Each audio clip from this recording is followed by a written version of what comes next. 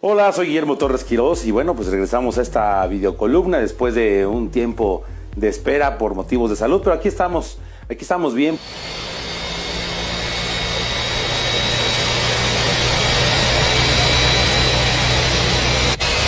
El temazo que nos ha puesto pues a la expectativa en los últimos días, y me refiero a esta sugerencia del presidente en relación a la venta del avión presidencial, convertido ahora en una gran rifa, en un sorteo propuesto por el presidente para que juntando 6 millones de cachitos de 500 pesos se pueda pagar este famoso avión presidencial. Y bueno, la verdad es que hemos visto una cantidad de memes, algunos muy ingeniosos por cierto. Hemos visto la reacción de gente como Dolores Padierna, la vicepresidenta de la mesa directiva de la Cámara de Diputados, diciendo que harán todo lo posible para cumplir con este sueño de la venta de estos boletos de avión para deshacerse de este avión presidencial. Y hemos incluso encontrado la burla internacional. Medios bastante serios como The Washington Post, el New York Times o el propio País han hecho referencia a esta ocurrencia del presidente López Obrador. Y miren, la verdad es que hay que ver el punto aquí desde una mayor profundidad y no dejarnos irnos por esta habilidad que tiene el presidente de meter un tema y hacer que se convierta en no solo un trend topic, se convierta en el tema de sobremesa. Y es que claro que suena absurdo la venta de un billete de lotería y sacarte un avión de millones de dólares, un avión que aparte es enorme, un avión que fue el que se utilizó de alguna manera como una propaganda política en el proceso electoral del 2018. Recordemos cómo López Obrador de forma constante decía que ese avión ni Obama lo tenía, y cómo desde el 1 de diciembre pues dio la orden de que el avión se saliera del país y estuviera estacionado durante un año en los Estados Unidos, pagándose renta de ese avión. Pero les digo, vayamos al fondo. El fondo es que el presidente sale en los momentos en los que encuentra crisis para soltar un tema, hábilmente desenvolverlo en la mañanera y una vez desenvuelto en la mañanera, generar polémica.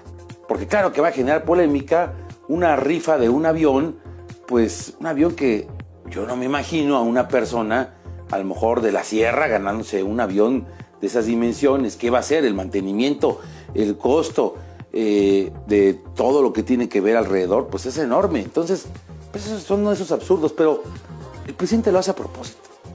No podemos nosotros hacernos de la vista gorda.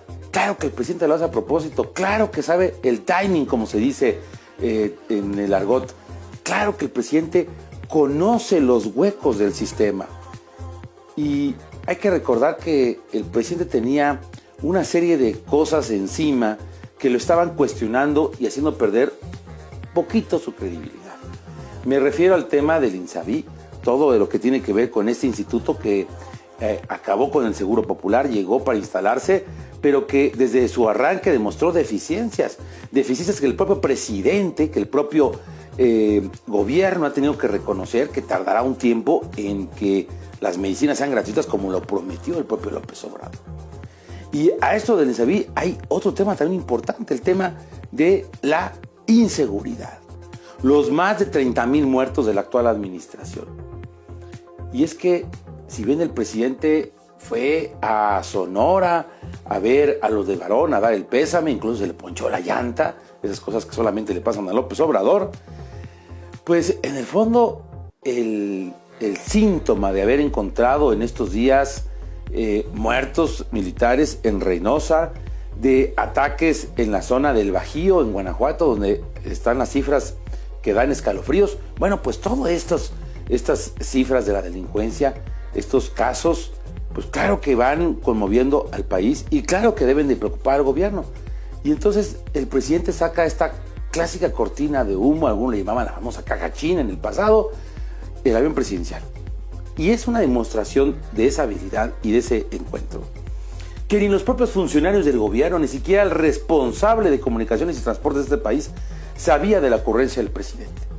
Y es más, todavía el presidente ha dicho en conferencia de prensa, en la famosa mañanera, oigan, díganme, háganme preguntas, si quieren les hablo del avión. Claro, porque sabe que el avión desvía la atención de estos temas, que son los temas que están pegándole fuerte al gobierno. Y me faltó un tema que es importantísimo, el tema de la economía. Ya dijo el Fondo Monetario Internacional que se prevé que México tenga un crecimiento en 2020 del 1%. Ojo, hay que poner atención, porque cuando el Fondo Monetario Internacional en el mes de enero pronostica el 1%, lo más seguro es que terminemos el año con un decrecimiento. Así suelen ser las estadísticas y los números. Es raro cuando de repente un país remonta en un mismo año en materia económica.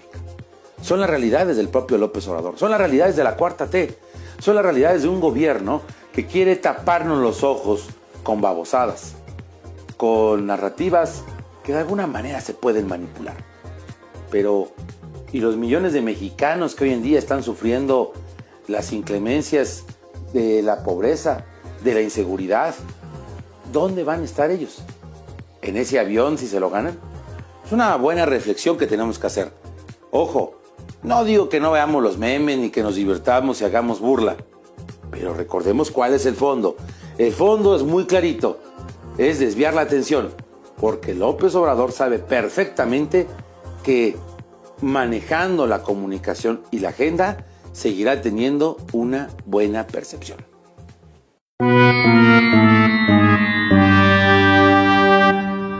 ¿Qué quemón se dio pues el gabinete jurídico de este país? Y me refiero a una serie de personajes que la semana pasada fueron al Senado a presentar 14 un paquete de reformas a 14 artículos de la Constitución y a la vez la presentación del Código Penal único.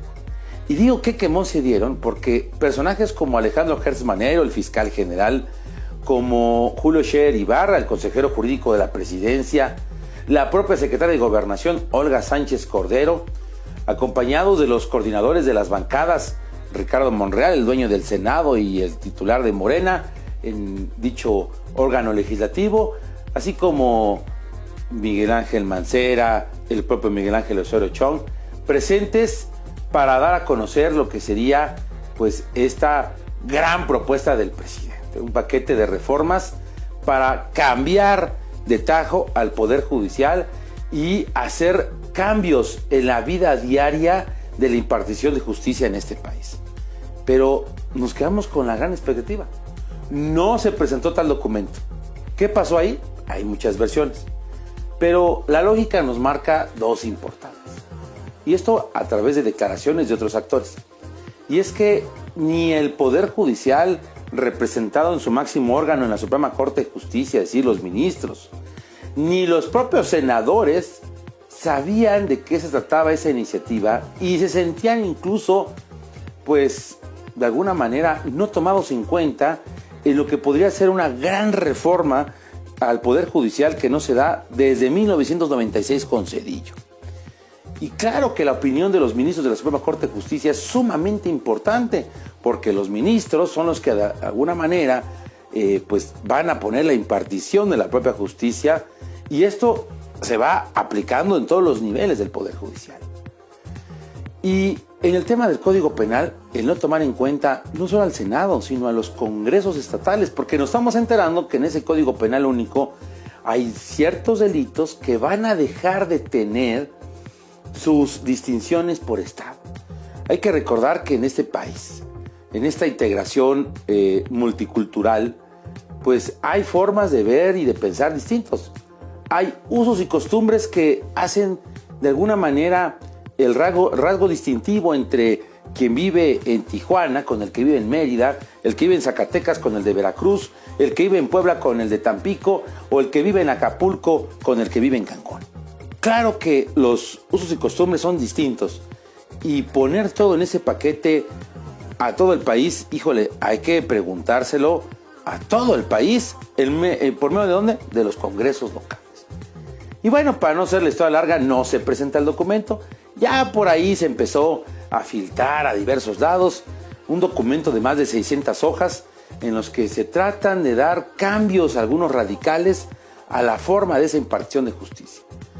No ha faltado la crítica. Hay quien dice, hay que revisarlo, que si se permite ya el espionaje, que si se va a permitir la tortura, que si van a eliminar algún número de plazas de jueces. La verdad es que eso son cosas que tenemos que estar mucho más enterados. Lo que podemos nosotros ver también en el fondo es ya una gran división en el gobierno federal, en Morena, digamos, en este tema en específico, entre dos bandos. Por un lado tenemos a un Alejandro Gertz Manero, que ha sido crítico de la forma en la que se ha impartido la justicia en la 4T, ha sido un señalador de quien podríamos decir es la figura clave de la actual administración o quien se lleva los reflectores, y me refiero al titular de la Unidad de Investigación Financiera, Santiago Nieto. Y es que Gertz Manero ha señalado que se ha empezado a hacer la práctica común de eliminar la presunción de inocencia, algo que por cierto en el pasado, recordemos, hizo que un personaje como Florence Cassés hoy pudiera estar en libertad. Y bueno, en este caso, en el caso de este conflicto de estos grupos, vemos por un lado esta banda entre Julio Scherer Ibarra, consejero jurídico, un hombre muy cercano al presidente, y vemos al propio Gertz Manero haciendo una guerra de luchitas contra una Olga Sánchez Cordero y contra el propio Santiago Nieto, y ahí encima por ahí Alejandro Encinas. La verdad es que eso está convirtiéndose en un revoltijo y tendrá un papel sumamente importante Ricardo Monreal, que será el que tendrá que poner las piezas del ajedrez y acomodarlas si quiere el presidente que salgan esas 14 reformas constitucionales propuestas en el tema judicial. La verdad es que el tema se ve complicado si no hay un verdadero consenso.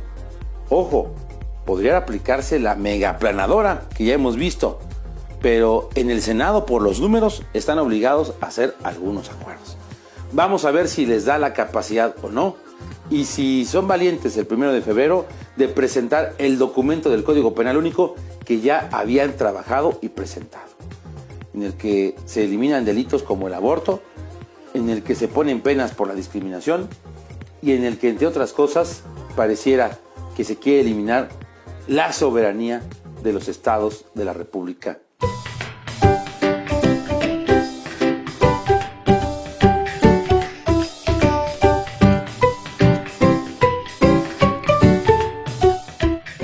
Y por último, hablemos de, digamos, dos puntos que deben de ser para un análisis y una reflexión sumamente profundos.